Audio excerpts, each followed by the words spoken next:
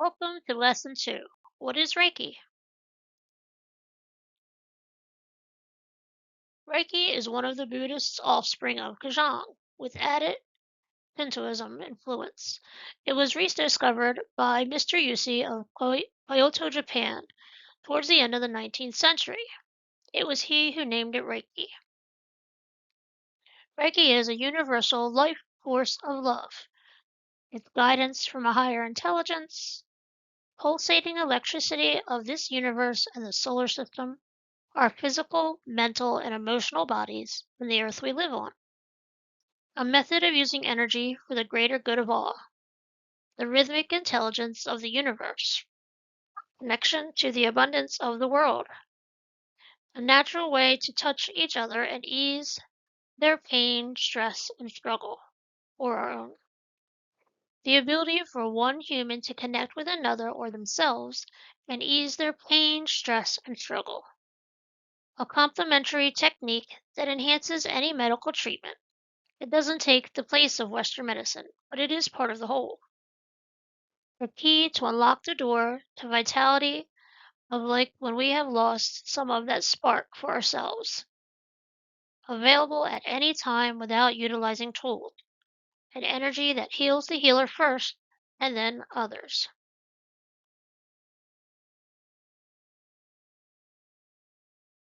Reiki is a form of hands on healing, with its origins in India and the East, dating back many thousands of years to the time before Christ and Buddha. Reiki is a two-syllable Japanese word meaning universal life force. Although the proper Japanese pronunciation is Reiki, it has been westernized Reiki.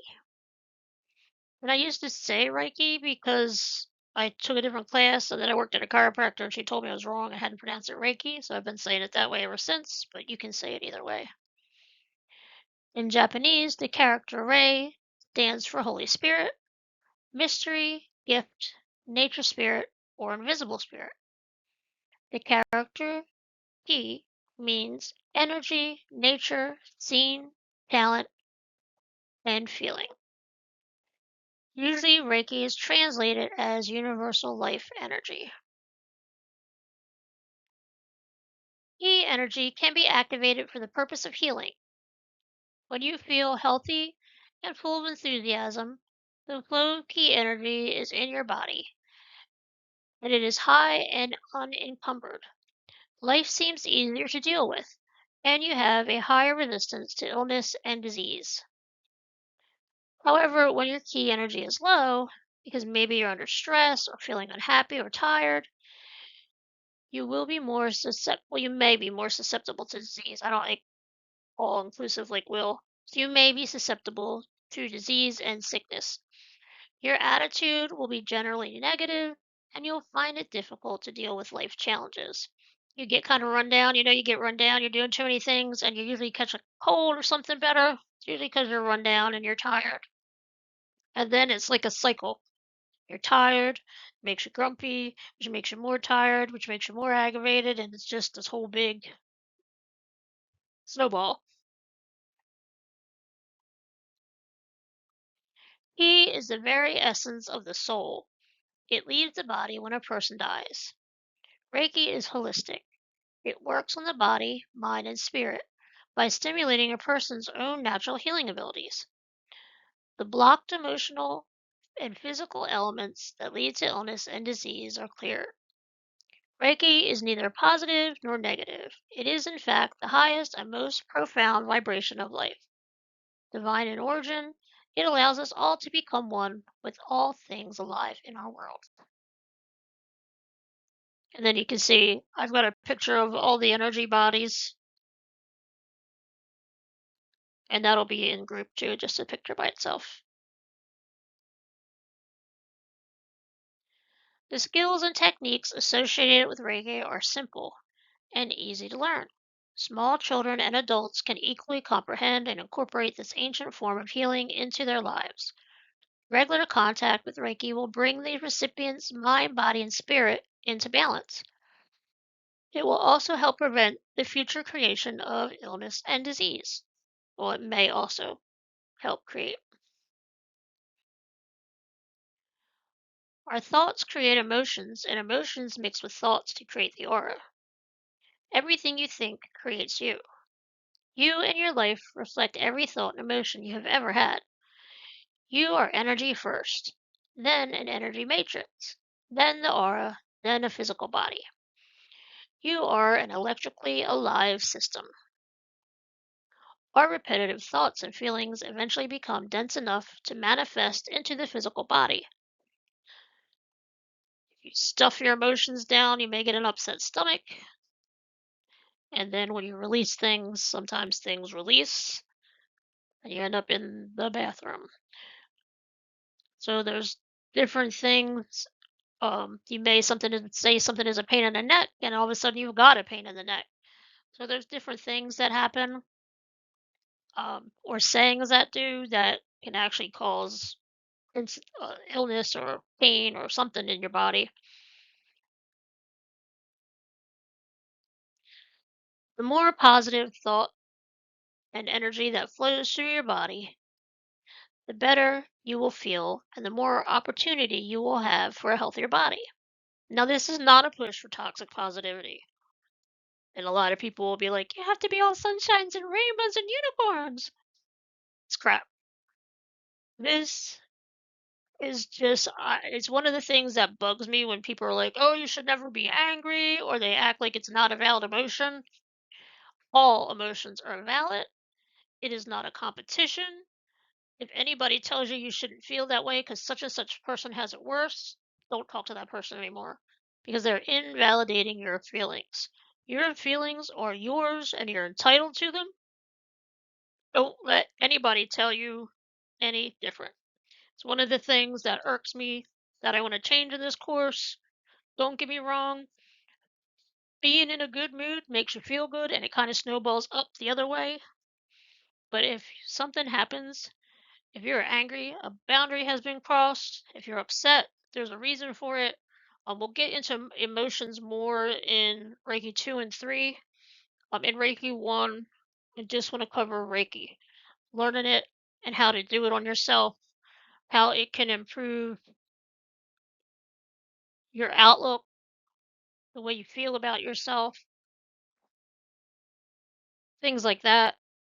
Um, but some of these I take from different books, but I just wanted to emphasize that I do not in any way support toxic positivity, and I won't teach it.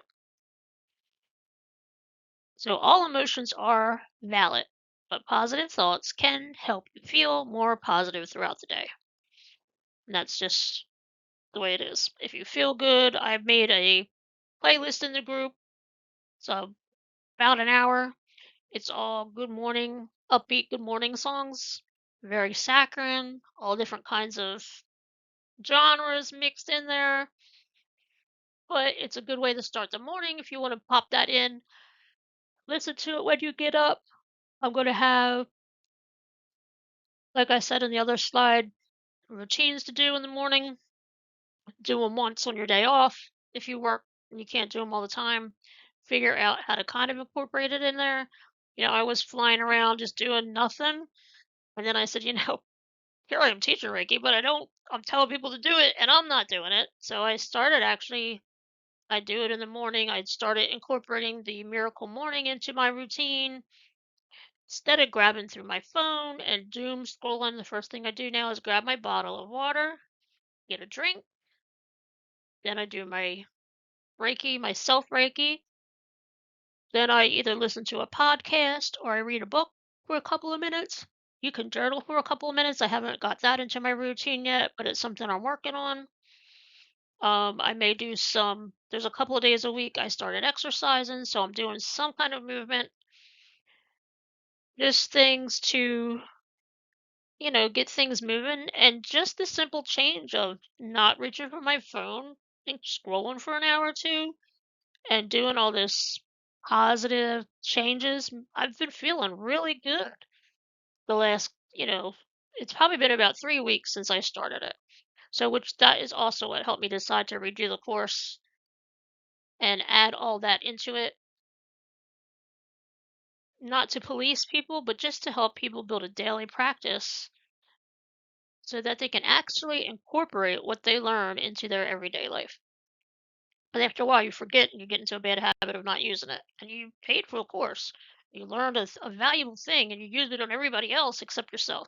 So it is very good to use it on yourself. And the references for this module are Reiki, the Teacher's Manual from Tina M. Zion, which I would recommend. She's got a lot of books, but there are two Reiki books. This one and I get the title of the other one real fast. And Reiki Fire by Frank Petter. I don't know how to say his middle name, but her other book is. Let me get the other title for her book real fast. Should have had it up. Sorry. Is Reiki and Your Intuition, a Union of Healing and Wisdom. It's book 2 in her Reiki healing system. She's got a lot of books, but she's got 2 books on Reiki that are good, and I recommend. She's like the OG Reiki person. So when I took the course, I enjoyed everything, but I needed more information, so I kind of backpedaled and found some books online from newer people and people who've been doing it for a very long time, just so I can incorporate everything into as much information as I could into the class and give people more places to look for more information if they were interested. And on to module 3.